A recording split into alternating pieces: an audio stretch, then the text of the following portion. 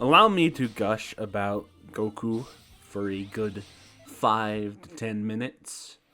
So this guy right here, this palm tree spiky haired son of a gun, I love him. He's awesome. I grew up with him. I'd watch like original Dragon Ball when I was like 13, 14. Recently, I like rewatched all of the original Dragon Ball stuff with Child Goku and then Teen Goku going into the last tournament arc. And I've really come to appreciate his character and just what he kind of represents, right? Like that spirit of freedom.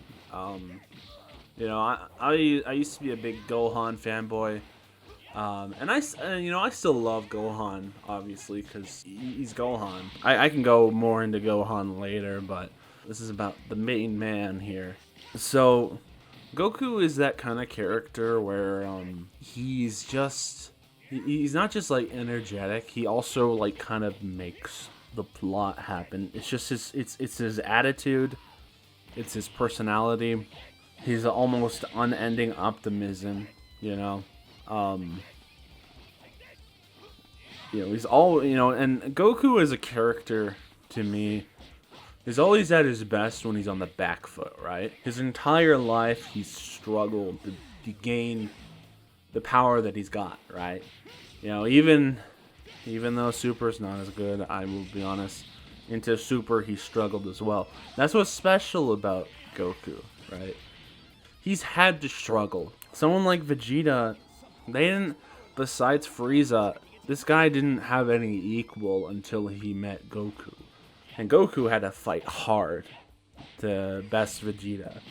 That's just it's the special thing about Goku. It's about struggling and overcoming your own weakness, not becoming better than others, becoming better than yourself. And I know this is probably pretty basic stuff, but it's just that spirit of freedom that he conveys, on his little cloud. I'm specifically talking about Child Goku. Just, oh my god, I love it so much. When he leaves like the Snow City area, I forgot what it was called, I'm gonna be honest. But when he leaves the Snow City area, and then the song, the Kinto Un song comes on, like Kinto, Kinto, I can't do it, but sung by Masako herself. That is peak, okay? And I know I look like a huge weeb right now. I don't care. That was legitimately when I heard I have my hand on my heart right now. When I heard Kid Goku start singing, something in me, I just melted. It was cute, and it was also so fun to listen to. It's not anything I've really ever heard before. Goku singing, right? And I've listened to that. I found that song on YouTube after that, and I listened to that song so freaking much. That song is really fitting for that, for Goku at that specific part of the story. In that kind of stage of his life, he's this kid, and he's struggling. He's fighting. He's trying to get more powerful. But he has that. He's free. He's not chained to reality, or not to reality, but to the ground like most people are in a metaphorical sense. He's free because of this, because he has this such a free spirit, and this was carried on into adulthood. People would think, "Oh, Goku's a bad dad." That's not true. He's just a free spirit. He still cares for his family. In fact, dude did not like for 4 years, 5 years, I think. Like, with Gohan being born, the dude stuck around, right? And then some unforeseeable stuff happened, and then he literally died. He died for his kid, okay? If anyone says Goku is a bad dad, I'm just gonna say you're wrong, and you got worms in your brain. You got a worm in your brain. You gotta get that out. You gotta get that worm out. That sense of freedom that he gives off is just so. It's contagious. Even going into adult Goku, even in the future when he's dead. Right, so sorry, spoilers to an anime that's been out for like plenty of years by now, but even when Goku's dead, right, the memory of him kind of pushes the other characters forward, like pushes Gohan forward, keeps Gohan going, and then the memory of Gohan keeps Trunks going, you know, and the fact that Trunks still has his mother at this point. This is why Super's a little bit, I don't know, hit or miss there. People kind of don't realize, yeah, of course everyone knows he's Goku, right? But people don't realize how important he is as a character to like the rest of the cast, right? And, you know, and Super has definitely fallen into the trap of just doing Goku and Vegeta. And really, it's just Goku with Vegeta being his sidekick these days, which is kind of, it's a little bit sad. Which I actually really like Superhero, because I know it's kind of iffy to use 3D models, but Superhero finally kind of broke from that whole Goku thing. Because, like, you know, Goku's awesome, but, you know, you don't want to overuse him, right?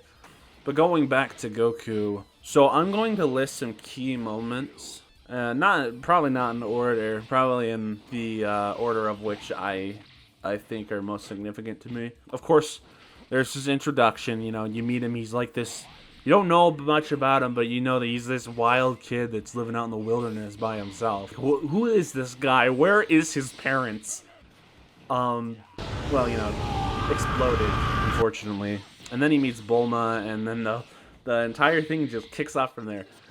To think this entire thing started from like a rich girl like looking for like some magical wish granting orbs just because she wanted a boyfriend.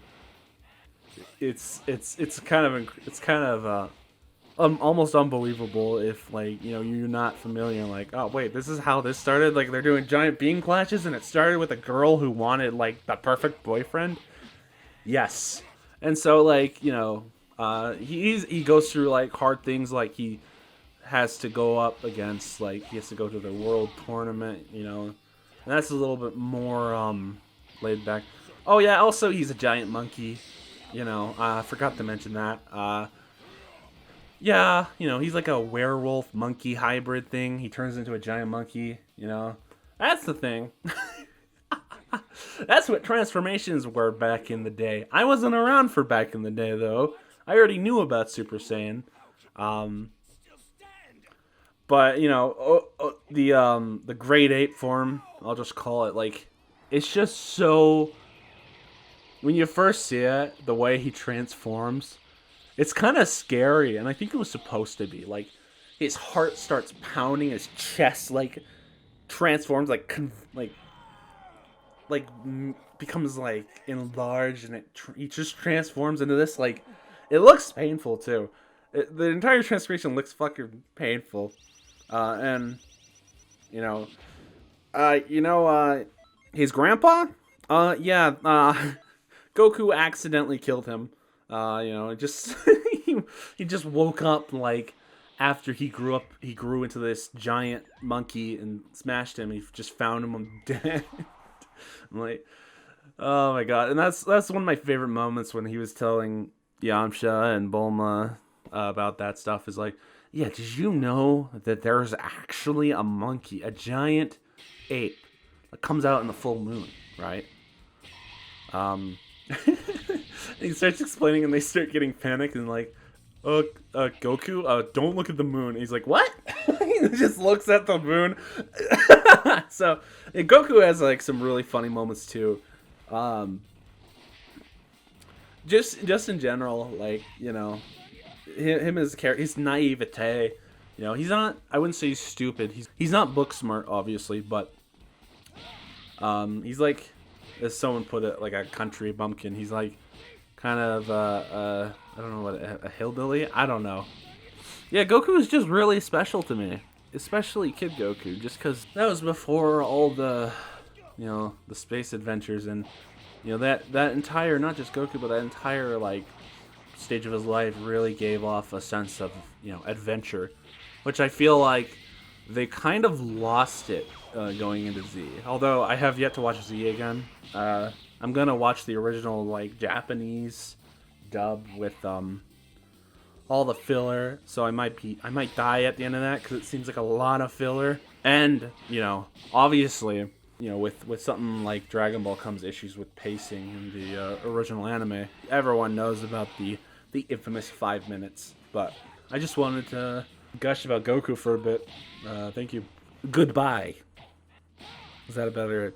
I hope that's better than what I had before. I'm sorry. I don't know what I'm